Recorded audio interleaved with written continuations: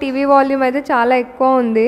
Chair పైన అయితే 4 days నుంచి అలానే ఉన్నాయి బట్టలు అన్నీ. అందుకని చెప్పేసి ఇప్పుడు నేను ఫోల్డ్ చేసేసి పెడుతున్నాను.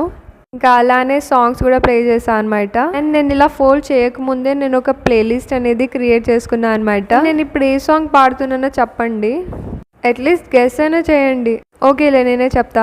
శ్రీవల్లి సాంగ్ పాడుతున్నా అనమాట. ఈ రోజు అయితే నేను చాలా చాలా హ్యాపీగా ఉన్నాను, ఎందుకంటే షాపింగ్ కి వెళ్తున్నాం కదా, అది మెయిన్ రీజన్. చూపే బంగారమాయనే.